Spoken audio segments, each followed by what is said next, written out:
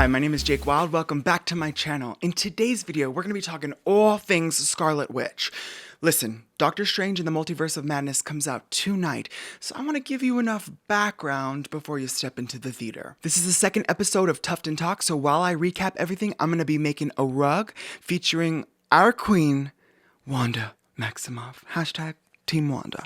Because she's about to tear shit up. There's a lot of ground to cover, so I'm mostly going to focus on Wanda, but don't worry, I'm going to give you context, background, exposition, and try to give you a good solid picture of what happens right before Multiverse of Madness. Before we dive into the story of our queen, let's start with What If. Now, What If is an animated series on Disney Plus, and each episode explored if one decision was made differently. So we've got, if Ultron won, we've got zombies, and we've got the two episodes we're going to focus on, which is 1, if Peggy Carter was the one to become Cap instead of Steve Rogers, and 2, if Doctor Strange lost his heart instead of his hands, his heart being Christine, the love of his life. Let's start with that one first. Doctor Strange picks up Christine. They're about to go to some gala doctor event, and they get into a car accident, just as he did by himself in the first movie, and Christine dies. That lit the fire in him to study the mystic arts,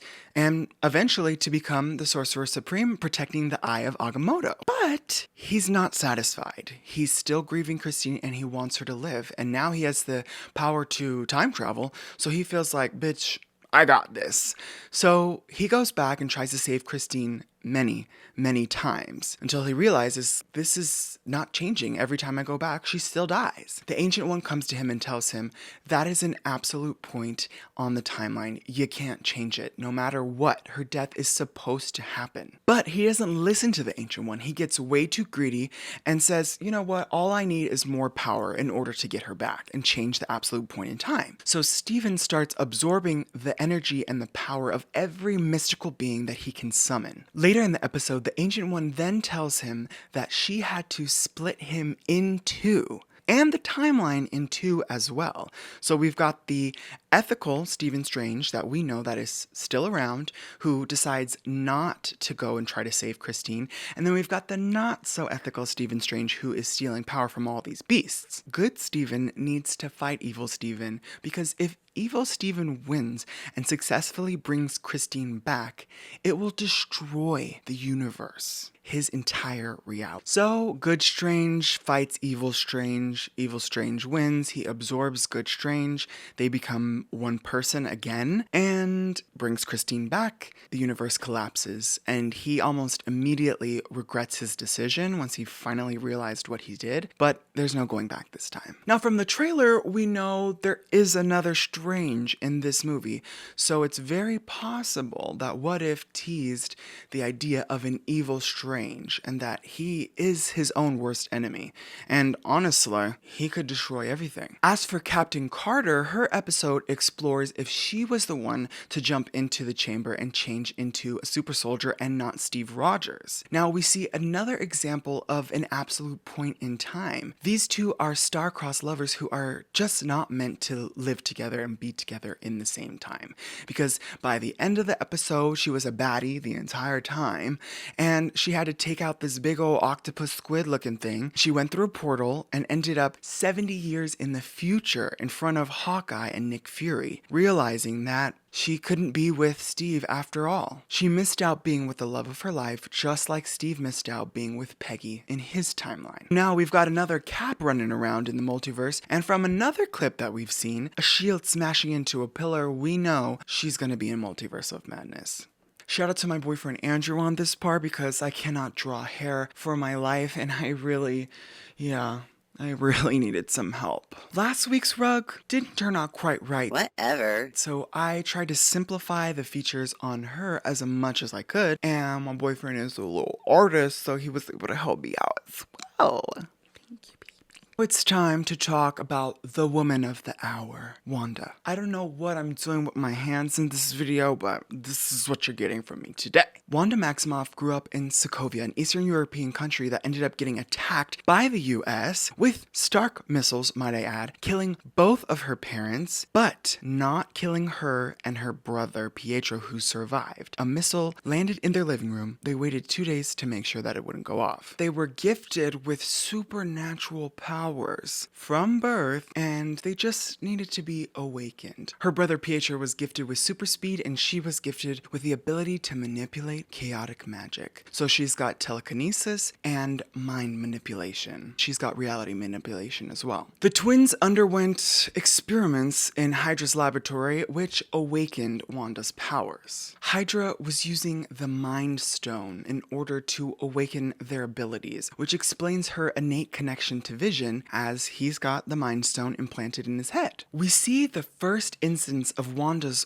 rage and power when her brother Pietro sacrifices himself in the battle against Ultron, and she pulls Ultron's heart right out of his chest as if it was nothing. We should have known then that this bitch was gonna change everything. Wanda and Vision met when Vision was brought to life by Ultron, Tony, and Thor. Now, it was Ultron's idea to make his body out of vibranium. Tony uploaded the Jarvis AI into Vision, which in turn created a brand new consciousness, and Thor used his godlike power of thunder to actually bring Vision fully to life. In Civil War, they became friendly. You know, she had a cute little pet name for him, Viz.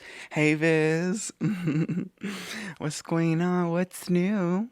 Vision is tasked to watch over her because Tony also knows she just discovered her powers and she doesn't know how to control them just yet. She could be dangerous. I'm guessing this is the time when they started to get close, when they got to know each other, when she got the pet name for him, and maybe some feelings started to develop. At the beginning of Infinity War, they've officially become a romantic human-robot couple living in Scotland until their perfect idyllic life comes to an end when Thanos' henchmen come down to try to steal the Mind Stone. As if it was gonna be that easy. This is when Vision tells Wanda, unfortunately, bitch, you're gonna have to be the one to kill me since you're really the only one with enough power to do it. You need to destroy the Mind Stone so that way Thanos doesn't get his hands on it. To refresh your memory, at the end of Infinity War, she does destroy the stone successfully, but not before Thanos gains the Time Stone. He ends up churning back time, repairing the stone, and then killing Vision for a second time to get the Mind Stone. It's also in that moment that he's gained all the stones and snaps away half of the universe. In Endgame, Wanda manages to almost kill Thanos until he just bombards her with a ton of missiles and his little army. That little coward just didn't want to die.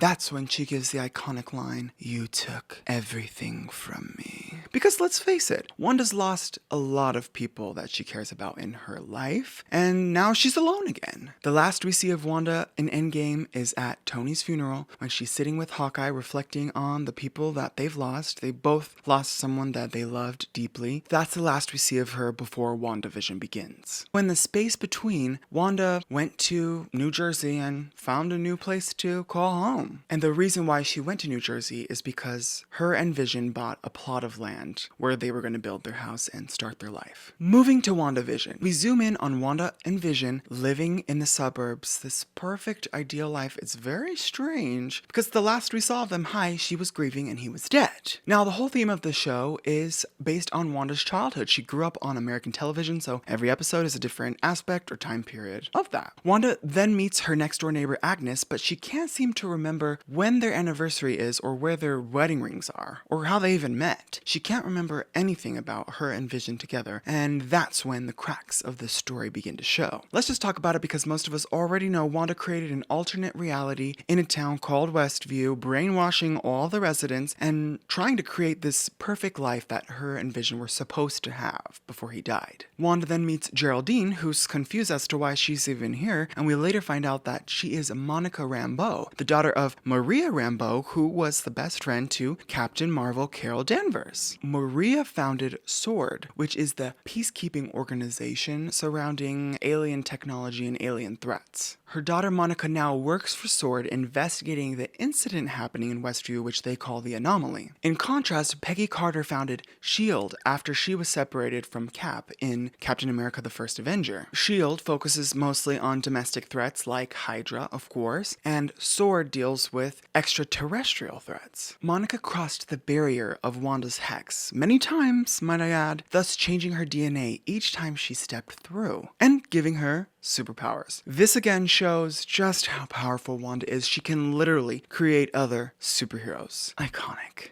In the blink of an eye, Wanda is pregnant. I know. How the hell does she get pregnant with the dead robot's twins? I don't know. I'm not Kevin Feige, don't ask me. But just live in my fantasy for a moment. Geraldine pops over to try to borrow a bucket from Wanda because mysteriously all the pipes in her ceiling burst and she doesn't know quite what to do. Another signal that Wanda's reality is starting to break down. Plus, a bucket is not going to help if all your pipes have burst, mama. So you might need to get something a little bit bigger.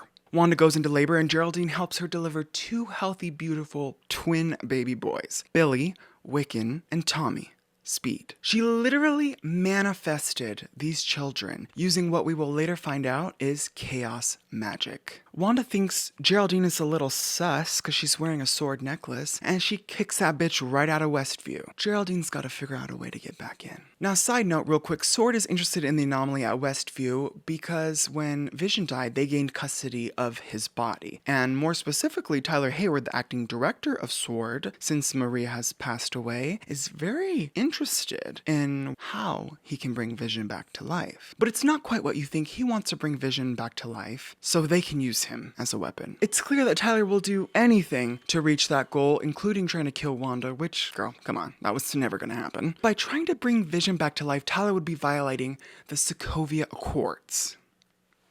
Now, the Sokovia Accords, approved by 117 countries, said that the Avengers can no longer be a private organization. They must answer to the United Nations. Tyler eventually took the magical energy from a sword drone that Wanda shot down and put it into Vision's corpse to bring him back to life, kind of. The twins pull an M. Night Shyamalan and age themselves up 10 years so they could adopt a dog, and Monica tries to use an armored rover to get back into Westview, which doesn't happen, so she actually just shoves her body through the hex, mutating her DNA once again and bringing her to her full superpower potential. She tries to warn Wanda about Tyler, but she's not having any of it. And Agnes runs over like the nosy little neighbor bitch she is and drags her over to her house to save her from Monica. Until Wanda realizes, yeah, that was a trap, honey. It was Agatha all along. Agnes turns out to be Agatha Harkness, a witch who's been meddling with Wanda's idyllic paradise. Wanda tries to attack Agatha, naturally, and Agatha explains, girl, you can't do that because I've cast protection runes around this room, which only allows the witch that casts them to use her magic. Which, looking back on it now, it was pretty fucking stupid for her to tell Wanda that, because, you know, runes are magical symbols placed around an area, which protect the witch who cast them. Agatha takes Wanda through her past and theorizes that the first time Wanda subconsciously used her magic was when that missile landed in their living room. She possibly casted a probability hex to protect her and her brother from it exploding. That's why it didn't explode after 2 days. She also flashes back to when Wanda visited the vacant lot that her and Vision purchased. She collapses to the ground in grief, and that's when we find out how Westview was created. Now, in Wandavision, even Wanda herself doesn't know how she created this reality, but taking her through her past definitely lets her see all the damage that she's done. Agatha's taken Billy and Tommy hostage, and she explains, Wanda, yeah, I think you're the Scarlet Witch, the one who has no coven, no incantations, the one that has a prophecy written about her in the Darkhold. Now, the Darkhold is an ancient book, nicknamed the Book of Sins, the Book of the Damned, filled with spells of unspeakable power. It talks about a Scarlet Witch that is even more powerful than the Sorcerer Supreme. Agatha used the Darkhold to mess with Wanda's reality in Westview without Wanda figuring out that it was her. But Agatha wants all of Wanda's magic for herself. herself. I don't think, though, that she's completely selfish. I think she's read the prophecy. She's terrified of what could happen if the prophecy is fulfilled. So part of it is selfish because she wants her power, but part of it is like, I need to save the universe. She's not all bad, even though she killed Sparky, but we don't need to talk about that. She tries to make a deal with Wanda. She says, I will keep your fantasy alive as long as you surrender all your powers to me. And Wanda's like, bitch, no. But she does decide to let the residents free, and she thinks to herself, yeah, I think I need to break down Westview, because ultimately what I'm doing is not right. At this point, Agatha thinks that she's won. She's thinking to herself, I am that bitch. But wait, Wanda is always a few steps ahead. Wanda is fighting with Agatha in the town square. Everybody's watching. It's the television event of the century. She blasts Agatha with chaos magic, which Agatha absorbs, and Agatha thinks, yes, I am going to be the most powerful witch there ever was, there ever will be. Until she realizes that Wanda has cast protection runes around the town square.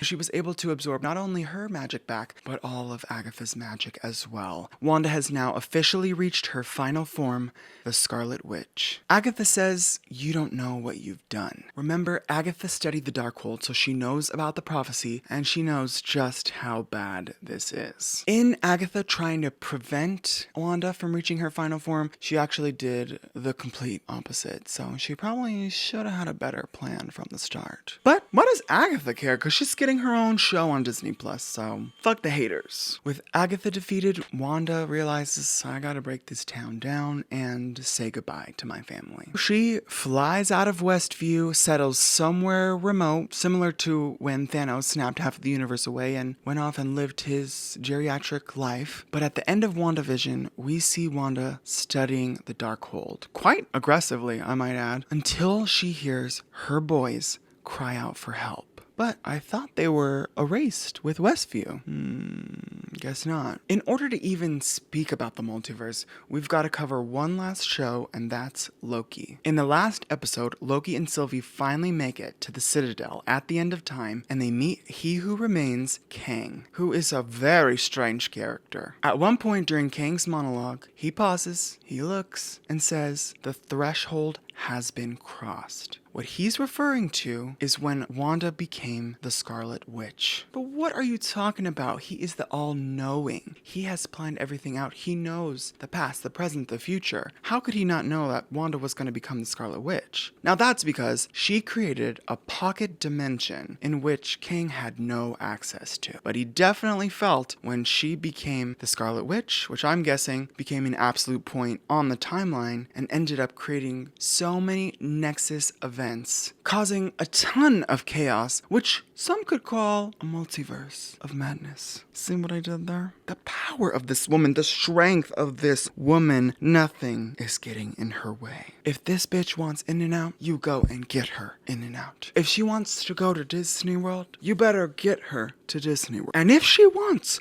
her children back, you better give her her children back. Because the creation of the Scarlet Witch literally sent echoes through time all the way to the end of it. Now, we wouldn't be here without Loki and Sylvie, because they were the only ones who would do anything to get to the truth and shut this whole operation down. But what they didn't account for was, if they really did shut this thing down, where does the fate of the universe lie? He Who Remains explains that if you get rid of him, he's only going to come back as a different variant of himself, and probably an even worse one. Ultimately, Sylvie lets it all get to her, and she sends Loki back to the TVA and kills Kang. She then falls to the ground because she realized what a mistake she made. Just like in the What episode, where Strange realizes, I shouldn't have brought back Christine because now the universe is destroyed. The camera pans to the timeline, which is now splitting in all directions. Everything has led to the Multiverse of Madness. There was no one to moderate time. That's why Doctor Strange was able to mess up his spell in Spider-Man No Way Home and give Peter what he wanted, which was no one to know him except for the people that he loved that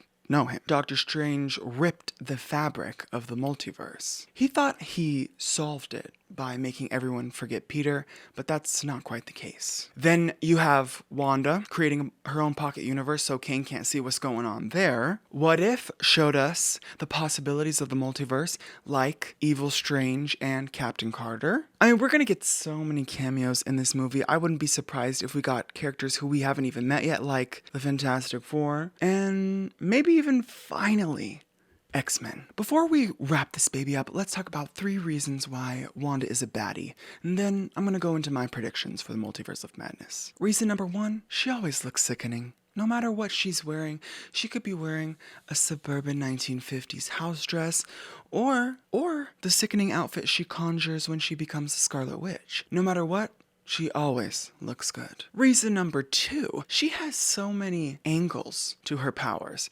Mind manipulation, reality manipulation, hero creation, telekinesis, many powers we probably haven't even experienced yet. I wouldn't be surprised if she splits herself in 2 in this movie. I mean, she literally made herself pregnant with magical twin boys. Iconic. Number 3, she is powered by her emotions. We see her power get the greatest when she's expressing a powerful emotion like grief or anger, and that's what makes Wanda special. She's obviously got to learn how to keep those things under control, but her motivations make sense. She just wanted a normal-ish life. She wanted a family, she wanted a husband, but it seems like even from a young age, everybody important to her has been ripped from her life. And you know what? That type of loss takes a toll on a person. So I'm not mad if she tears the bitch up in Multiverse of Madness, because she has every right to be angry. Her parents, her brother,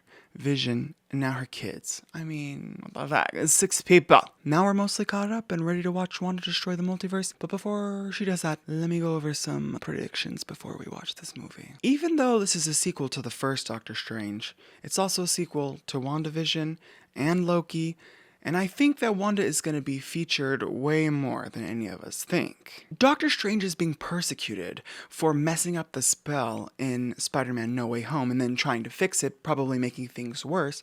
But if you think about it, Wanda's actually done a lot more damage to the multiverse than Doctor Strange did. Strange might have cracked the timeline, but Wanda literally created branches of the sacred timeline that were never there. You know who else is at fault? Sylvie. Okay, because she killed Kang, and that caused a lot of issues. So it's a whole combination of mistakes. The alternative that Kang offered was for Sylvie and Loki to run the TVA and make sure that time goes on and peace is kept. Instead, we've got a dead Kang, Spider-Man that nobody knows about, and a grieving widow who's probably the most dangerous thing in the multiverse. Well, that is besides Evil Strange, because he's pretty bad too. The bitch just wants to live a happy life, and I think in this movie, her anger and her grief is just gonna get the best of her once again. Because she's been studying the Darkhold, so she knows a few things that she didn't know before. In the trailer, they show her living a cute little green thumb life, but we know her life is not that simple. It's finally that time. The rug reveal, okay? I worked hard on this bitch, and I'm proud of it. So here she is. A 3, a 2, a 1, bam. Oh, yes, Wanda. Slay Wanda. House down boots, mama, work. Wanda is not happy. She stares at us with glowing red eyes because she means business. She's lost way too much. She is powered by grief, anger, and fear. Ultimately, she wants what we all want. To be happy. I took some good time carving out her details, and I think all in all, it came out pretty good. Especially compared to last week's rug. We don't need to talk about it. We don't need to talk about it. Listen, this one was a lot better than the last, and I'm really excited to make more. Let's keep this conversation going in the comments below. Let me know your multiverse theories, and I better not see one single spoiler down there, because that is disrespectful and inappropriate. We don't spoil here. Thank you very much. If you like this video, I've got your next watch right over here. Just click it. If you liked my vibe, hit subscribe. And hit that like button, because they just switched timelines and realized that there are no masker who loves Elon Musk and refuses to get off the aircraft. Oh, I love Elon Musk. He is the best. Elon! Yeah, they got a lot of issues, so please click it. I want to thank you for taking the time to watch this video, and I hope you enjoyed it. My name is Jake Wilde, and I'll see you next time. Bye.